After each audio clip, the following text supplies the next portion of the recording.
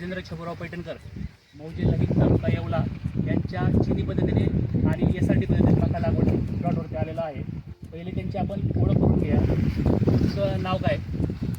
राजेंद्र छबुराव पैठणकर, राहणार लहिंग तालुका येवला, जिल्हा नाशिक. तुम्हाला सर्वात महत्त्वाची माझी पण मी ओळख करून देतो.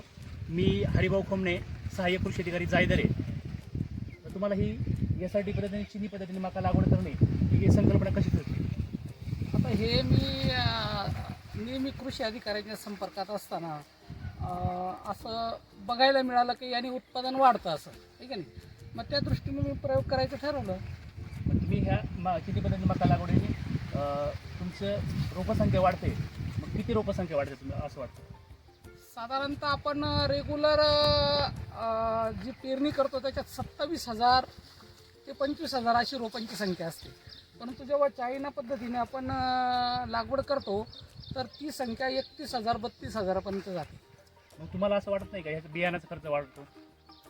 बियाण्याचा खर्च वाढतो, परंतु प्रत्येक झाडाला एक बिटी जरी धरली आणि तिचं 200 ग्रॅम जरी वजन धरलं तर सहजपैकी 50 क्विंटलपर्यंत ते ॲव्हरेज जातं असं मला वाटलं. आणि मग काही हरकती करायला असं. आणि त्याचं मग तुम्हाला हे खत व्यवस्थापन कसं करणार तुम्ही? आणि इतर मक्यापेक्षा खत व्यवस्थापन आता हे तुम्ही चिनी पद्धतीने मका लागवड केली आहे, खत व्यवस्थापन करताना तुम्हाला डबल खताचा डोस द्यावा लागेल काय? खताचा डोस हा जास्तच द्यावा लागणार आहे. पण त्यातल्या त्यात मी आहे ना ही नैसर्गिक शेती करण्याचं ठरवलं आहे या वर्षापासून, जसं आपल्या शासनाचं धोरण आहे म्हणून.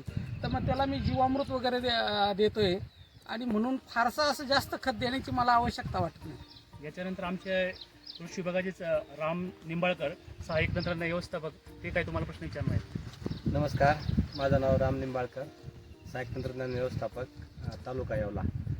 भाऊ, आता ह्याच्यामध्ये तंत्रज्ञानामध्ये तुम्हाला काय म्हणजे किती उत्पन्न येईल किंवा काय वाटतं, असं काय याची अपेक्षा आहे का, किंवा यात तुम्हाला काय फायदा होईल? आता रेग्युलर प्रमाणे ना आपलं उत्पादन 25-30च्या पुढे माझं कधी झालेलं नाही. परंतु जेव्हा मी अभ्यास केला, कृषी विभागातून येणाऱ्या वेगवेगळ्या क्लिप्स, त्याचा अभ्यास केल्यानंतर माझ्या लक्षात आलं की हे 50+ व्हायला काही अडचण नाही. आणि म्हणून मग मी आवर्जून हा प्लॉट उभा केलेला आहे. आता तुम्हाला जे तंत्रज्ञान ह्याची माहिती तुम्हाला सोर्स कुठून भेटला बुवा, म्हणजे की तुम्हाला तंत्रज्ञानाची माहिती कुठून भेटली? याचा सोर्स आहे ना मी यूट्यूबवर बघूनच सगळं अवगत केलं. तर हे होते राजू. त्याच्यानंतर मला असं आणखी विचारायचं आहे, SRT आहे तुम्ही ह्याच्यामध्ये SRT पण वापरलेली आहे. SRTमध्ये तुम्हाला टेक्नॉलॉजी जी वापरली, SRT टेक्नॉलॉजी वापरली आहे, त्याच्यामध्ये तुम्हाला काय रिझल्ट आहे आणि कशी काय SRT वापरल्यामुळे काय फायदे झाले नवीन?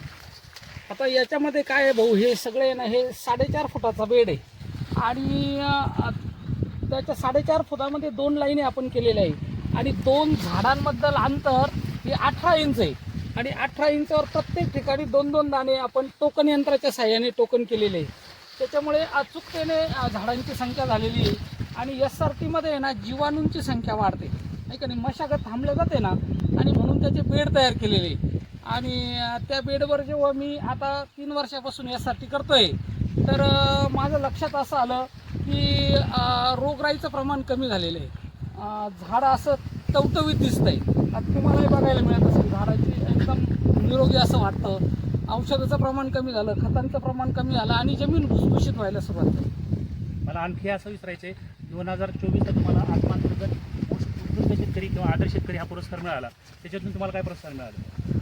त्याच्यातून मला खूप उत्सुकता निर्माण झाली. अरे, आपण सर्वसाधारण 3rd क्लास माणूस आणि कृषी विभागाने, आत्मा विभागाने आपल्याला एवढं मोठं केलं, म्हणजे कशासाठी केलं तर मी काहीतरी वेगळं करायचा प्रयत्न करतोय, वेगळं शिकण्याचा प्रयत्न करतोय.